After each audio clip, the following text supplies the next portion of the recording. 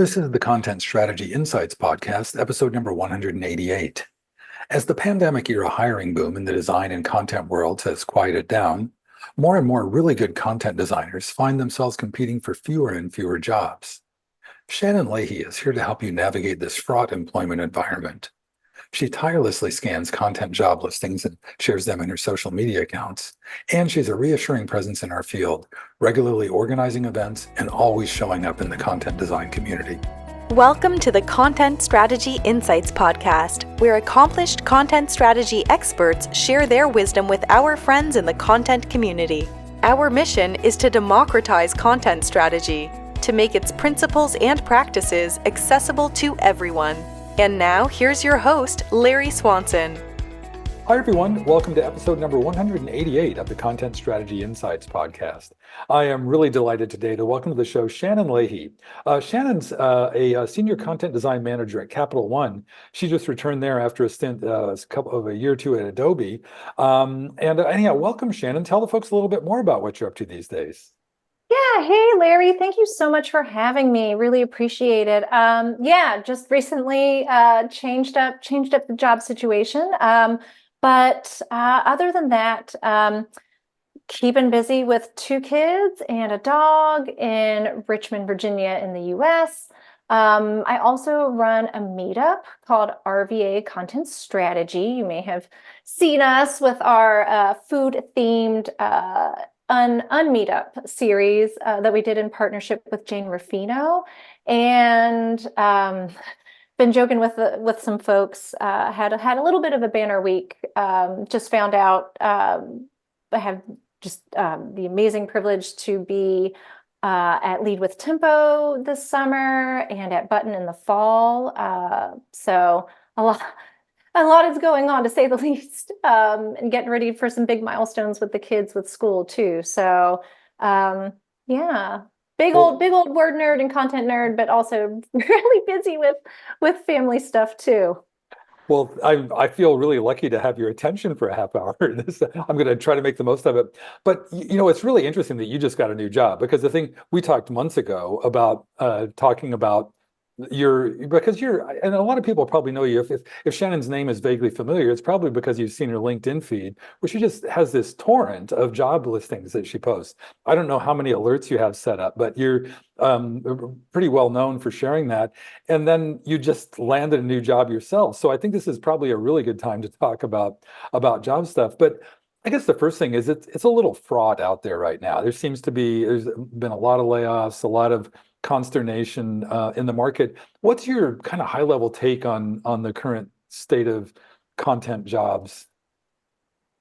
Yeah, I think, I don't want to sugarcoat it. I think it's really hard. It's really, really hard out there right now. And I keep getting text messages and DMs from friends and peers about, such and such a company is going through another round of layoffs, and things like that. So it's been hard.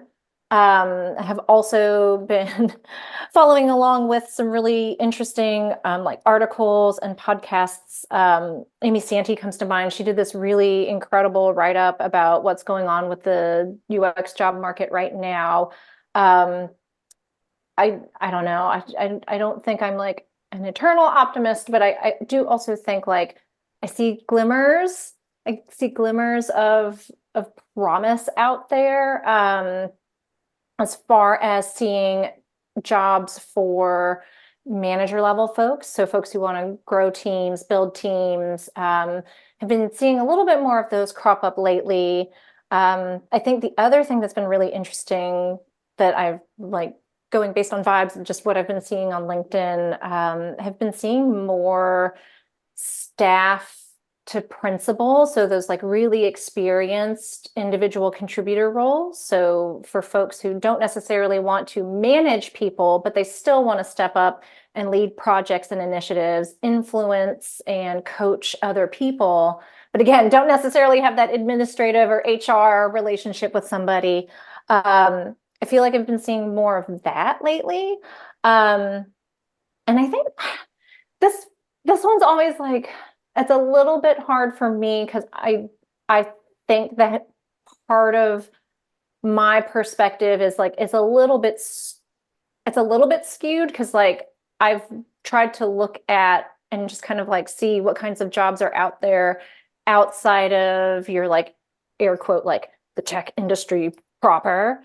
So like I've been posting a lot of jobs and stuff, but I think part of it's because like I've been trying to look in other pockets of places.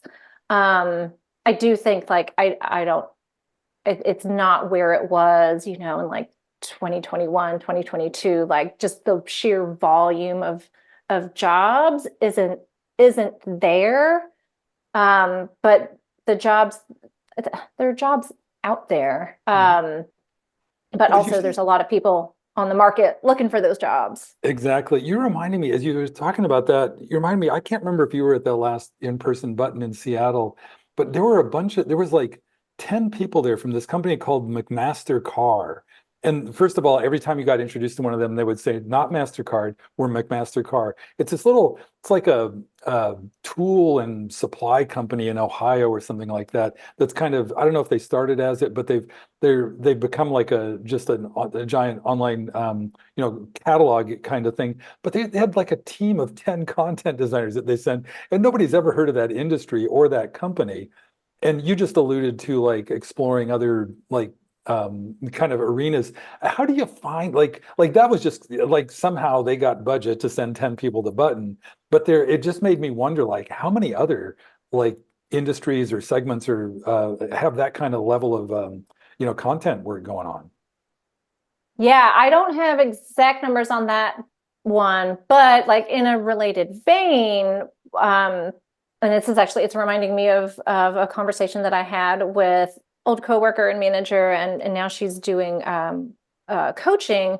But her name is Sarah Galitz, and she was remarking that to like if she's talking to like old colleagues or talking to people in the tech industry, oh my gosh, my training budget, professional development budget, it's been shrinking. It's not as much as it has been in previous years, but I think she's got like she's worked with clients in other industries like manufacturing or like more trade oriented, for example, and like they still have budget, they're doing professional development, they're going to conferences and things. So I think it's one of those things that like I don't know, content folks and UX folks, we've got that ingenuity anyway, but I think that like part of navigating what's going on right now is, I don't know, in a way, it's like just kind of stepping back and remembering almost like the roots of like content strategy and content design and UX. It's like there's so many different applications and places where these kinds of skill sets can show up.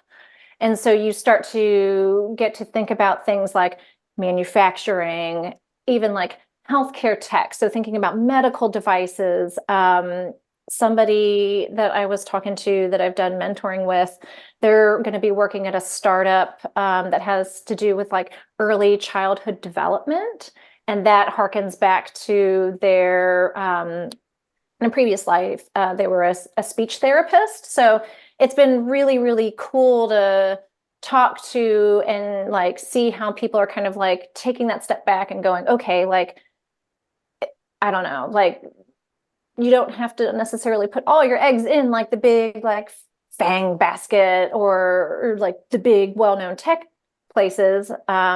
It's more about finding those places and those companies where they're like getting back to that root of, hey, like how do we help people understand what it is we do? How do we show up and help people? How do we help them better? And I mean, in conversations I've had with folks over the last year and a half, even things like, oh my gosh, like UPS keeps popping up with like UX jobs. Somebody that I know who used to work at Capital One, they're at the NHL. They're doing product design for the National Hockey League in the US. So like sports, energy, transportation, manufacturing, logistics, there's so many different facets of where and how people can be looking. And I think those things have always been there. It's just we had a moment where we were like, oh my gosh, like look at all these cool things that are happening in some of these bigger companies. But smaller companies, mid-sized companies, startups, like they've all been there too. And it's just, yeah, Yeah. yeah. As you said that, you're reminding me, like, God, 10 or 12 years ago, Mark Andreessen wrote this article called Software is Eating the World. And it occurred to me many times since then that a logical follow-on to that, and software needs lots of content. And his point in that article was that any company of any size is a software publisher now, because they've got your app, like UPS. They've probably got all kinds of apps for, sending, delivering, the drivers, and who knows who else. So I guess it's probably really ubiquitous, but it's something I've heard you talk about this someplace, that like sometimes the job titles, you have to be creative in your searches even to find opportunities. And sometimes it'll be like all they have is some list of job descriptions from IT or something that says, like developer two. And then you read the job description, you go like, oh no, that's a content design. Is that still the case? And if so, how do you hack that? Or do you have any tips for hacking that?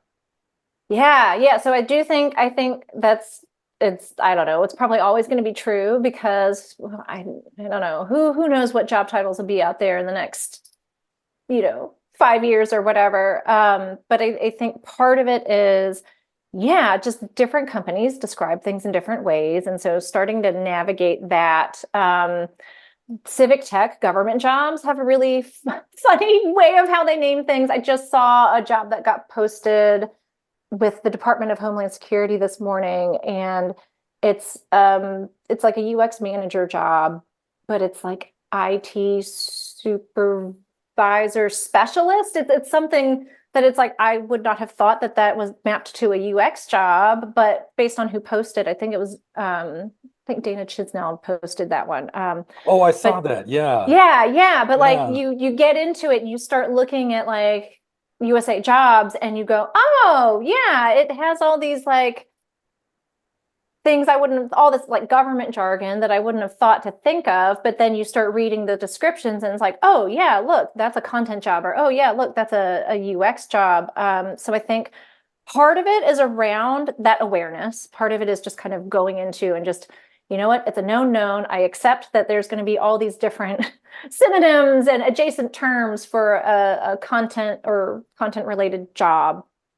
And part of what I've done in like posting on LinkedIn and things is I've opened up my searches. I've probably also like broken irretrievably my jobs algorithm for the rest of time. But in a way, I'm also kind of glad that I did it. But when I search for things, I'll look for a variety of terms. Sometimes, some days I search content designer jobs and I'll look in the US.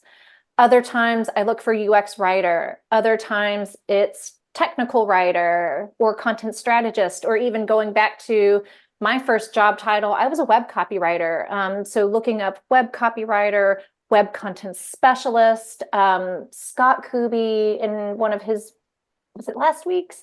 One of his really recent newsletters for the Content Career Accelerator, he's got a really nice section in there about talking about like kind of like how you want to approach like your keyword search for your job search. Mm-hmm. And talks about mixing it up with, it's not necessarily just about the job title, but also if you start like looking at and delving into, is there a specific responsibility or set of different content skills that you're looking to practice? Just really good stuff about, again, where and how can you get creative with kind of your parameters for your job search. And so I think like some of what I've done probably overlaps with some of what he's described. I've focused more so on like job titles. But I think it's been a mix of looking for different job titles. And then as I have probably interacted with content and like seen other kinds of jobs, and if I liked it or reshared it or started following other people who have been posting jobs as well, I've also noticed that in turn, whatever magic is going on behind the scenes with the algorithm, because I've looked at different titles, different companies, different industries, all of that is like making a really nice like potluck of search results for me.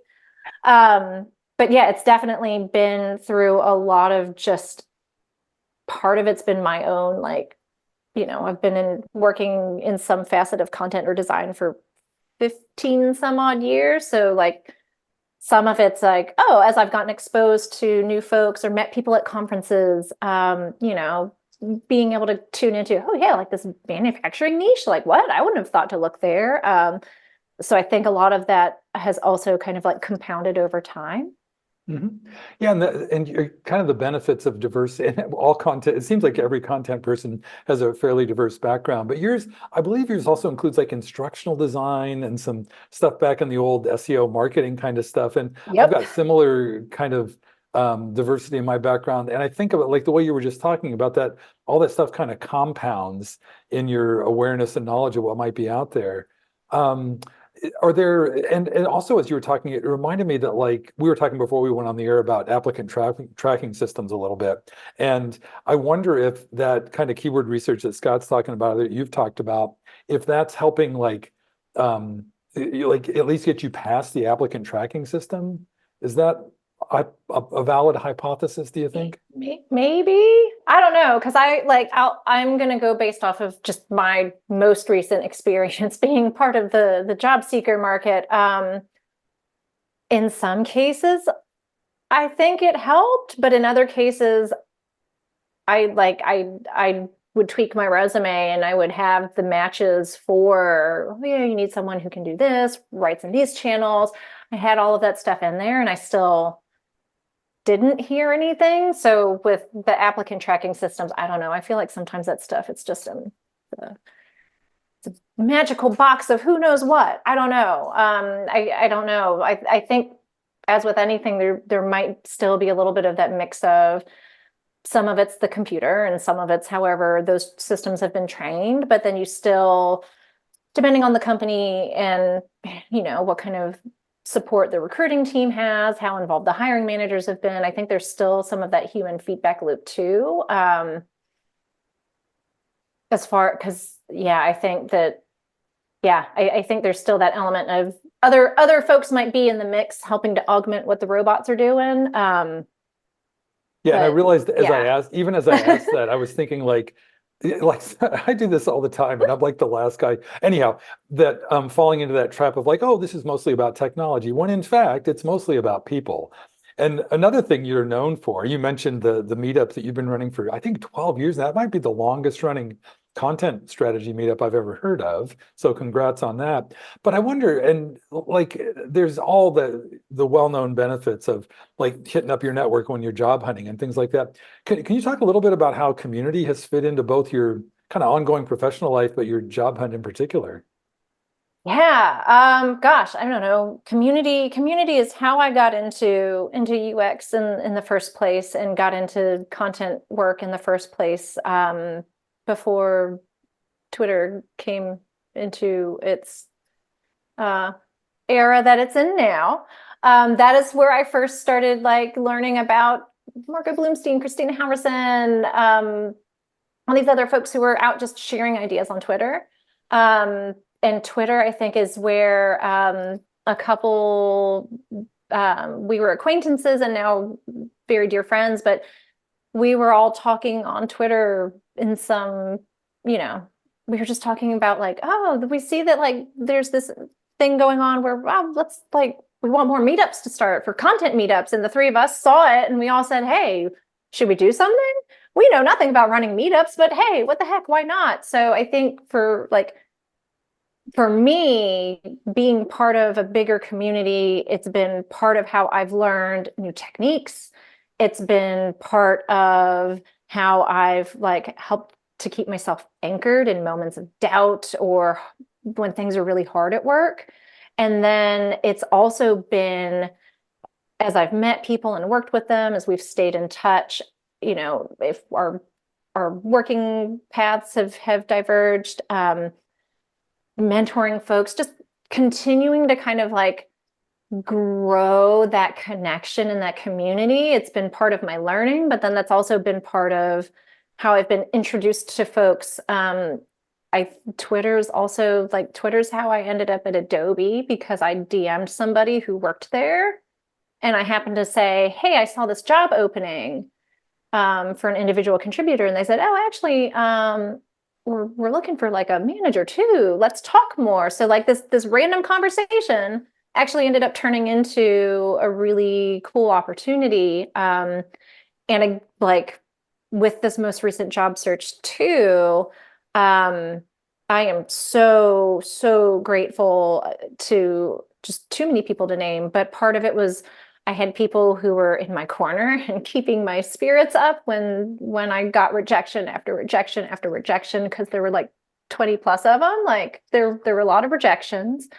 I had people, as I confided in them that I was starting to look for a job, they were offering to make connections or have coffee chats to talk about, oh, there's a company to be keeping an eye on. I hear they're getting ready to open up roles. Or in the event that I was like, ooh, hey, I'm interested in maybe this role over here. I was really fortunate enough to get introductions to hiring managers, or if it wasn't the direct hiring manager, I still managed to get introductions to other folks who helped me learn more about the culture, or could help make other introductions to people who are closer to the actual like roles and teams that I was looking to talk to. But like, I couldn't have just done that if I just like randomly like emailed a bunch of people. It was just like, hey, help me. I think that a lot of it had to start from this organic place of we're all learning together and learning about each other and sharing information and resources. And then it was a place where if I had a really close relationship with someone, then I was able to like be like, hey, can I borrow 15 minutes to learn more about this? Or I see that you might know so and so. Like, what's your relationship like? Would it be weird if you reached out to them? Like, yeah, just being able to kind of like come at things from all these different angles. Mm-hmm. And as you're talking, you're reminding me of that truism that I forget who coined this idea, but the power of weak ties. It sounds like a lot of that was just knowing, just kind of like random connection, or something that led to something else. But it's also in there. One thing I want to point out too, as you were talking, it occurred to me that some people listening to this might think, oh, I have to start a meetup to do this. But I want to point out that you just show up a lot too. I see you all over the content community. So you're not always just organizing or speaking. You just show up a lot. And I wonder, I don't know if you can estimate the percentage, but I'm going to guess that you probably have as many connections from just showing up as you do from organizing things. Yeah. I think some of the stuff that's happened, especially in like the last year, it's just been showing up, amplifying other folks, supporting other folks. I randomly, I don't know, I tweeted some nonsense about like my favorite design tool is a Word doc. And then that led to some speaking opportunities, and some other really interesting things. But it was just showing up in a way that I felt comfortable doing, and also showing up in conversations or talking about things that I felt most comfortable weighing in on. Like, it's ironic to me to be like, oh, look, we're like recording this podcast episode. Look, wow, I did it, right? Like, oh, I did the thing with a capital T. But it's like, the more that I kind of like let go of, I have to have the right answers or all the answers, or I have to show up in a certain way, then like other things just kind of started happening organically. So it all came back to this sense of, but what do I want to do and what do I feel comfortable doing, and stop trying to like follow this blueprint of well, so and so did this, I have to be like that now. And it's funny that we've talked about community already, because I think it was the community around, like when Button first started. Button was virtual 2020, and and the main way to participate was Slack. And that was so huge for me, because when I'm in real life, I actually have a really hard time going up to and introducing myself to people and starting conversations. But in Slack, I was just like, I can just like Slack somebody, and we're all in here talking together. And it was those kinds of conversations in Slack that got me feeling like, oh, I feel a little bit braver. I'm gonna like do this. I'm gonna try like pitching to conferences. I'm going to try talking to more people online. But it all really grew out of, I started a very small experiment and I did something that felt really comfortable and authentic to me. But yeah, no, like running a meetup is a lot of hard work. And like, or like doing conferences, things like that. Who am I thinking of? Oh, I am thinking of Michelle Keller. She's a content designer in Charlottesville, and works in hospice care and bereavement. And she's just started, she started writing her thoughts about and reflections on her job and how she thinks about content design. And I know right now she's doing some reflections on trauma-informed design principles and how that applies to her work as a content designer and working in bereavement services and hospice. And I just so admire, like, she was just like, you know what, I'm just gonna try this thing. I'm gonna write. She's like, I want to like, I'm gonna write my thoughts. So I think it's just, yeah, like listening to that voice inside that says, here's the thing that like gives me energy, and I'm gonna really focus in on and zero in on that. As you're saying that, you're reminding me, like, I've been in a lot of different communities, a lot of different situations in my life, and there is more permission in this community to be your authentic self. And it's not just like that you can be it, that like a lot of opportunities ensue from that. Like you just mentioned Michelle's work and the way you've been in the community. Does that make sense? That because I think we all admire what a lovey-dovey community this is, but I think that's one little take on it, that permission to be authentic, and not in like the performative social media way, but like genuinely authentic. Does that make sense? Yeah. And I don't know, even I've had some stints as a UX manager, but even then I always told people I will still always true back to, and like I'm always going to be that content person inside and have that at heart. And yeah, I don't know, super biased being a content person, but I do really appreciate the community and the flavors of community too that I've found, because I think that in addition to kind of like feeling part of this like bigger industry thing, there's also just these really organic like niche there's just these like organic connections and like smaller like local communities too that pop up around different shared interests, or as different folks collaborate together. And I think like having those communities at those different levels, like, yep, cool, like we're tying up into this bigger picture of things, but also there's so much beauty around all of these different flavors of how people are approaching things and doing things. And I think that has been really, really powerful and really, really helpful too. Yeah, and as you talk about that, I'm thinking that like as we figure out these new like verticals or all these different opportunities that we just haven't discovered yet, that like that ability that we have to coalesce around flavors of practice is going to help everyone. Hey Shannon, I can't believe it. We're coming up close to time already. These things always go way too fast. But before we wrap up, is there anything you want to revisit from the conversation, or just make sure that you share before we wrap up? Oh my goodness. Gosh, I think the big thing is, especially for anybody who might be looking for a job right now,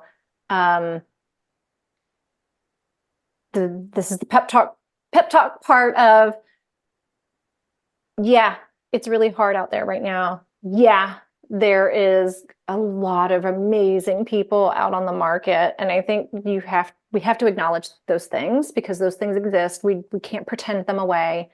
But I think that like opening yourself to different opportunities and different flavors of things, that's really huge. And then something else that I've taken away from Sarah Wachter-Boettcher's work and Jen Dionysio with Active Voice, they've had some really great, powerful episodes of Per My Last Email, and then also in some of their coaching materials and things. But they've something I really, really took to heart is that the next step doesn't necessarily have to be the perfect thing. It might be a short-term thing. It might be a Band-Aid. It might be just a recovery job, I think is a phrase sometimes that they use. But like just like kind of freeing yourself from that pressure of, but my resume has to look a certain way and it has to carry these certain titles and roles and responsibilities. I think being able to channel into and kind of come back to, there's a lot of really cool transferable skills that can feed into how you show up as a content person, and really embracing that. Yeah, you know what? Sometimes you might like be in a job where it's like, hey, I wasn't an instructional designer forever, but I still borrowed tools that I was learning about from UX writing, from UX. Like I snuck that into my day job.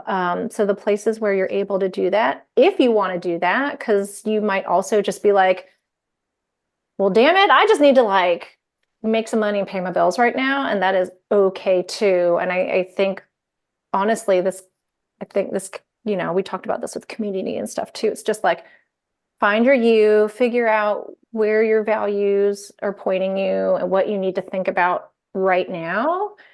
And then do that little bit. Because there's so much weird shit going on right now that, you know, even what might be a good move for this month or the next few months, it might look a little bit different. So just stay in touch with you.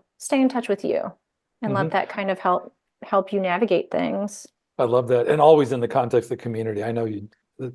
Oh, and hey, one very last thing, Shannon. If folks want to connect or follow you online, what's the best way to reach out? Probably LinkedIn. Yeah, LinkedIn. Oh gosh, what is my LinkedIn handle? If you just look me up, if you look up Shannon Leahy, you will find me in all of my bob haircut glory. But that's probably the best bet. Otherwise, if you go to my website, which is, you think I would know what my website URL is too.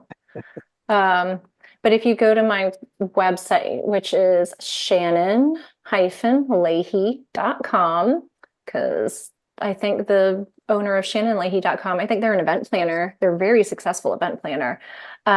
If you go there, you can also get to my email address.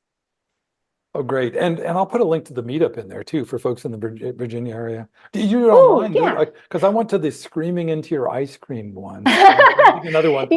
Yeah. RVAcontentstrategy.com is also a way to find me. We started with local meetups, but now I've kept everything virtual since the pandemic, and I'm going to keep things virtual for the foreseeable future. So yeah, if you're local to Richmond, definitely please come stop by. But also, we've hosted folks all over the US and across the world at this juncture. So please, come hang out with us.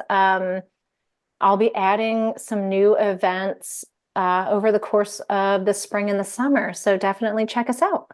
Excellent. Well, thank you so much, Shannon. Really great conversation. Yeah, thank you again so much for having me. Super appreciate it. Thank you for listening. If you can think of a friend who might enjoy this episode, please share it with them.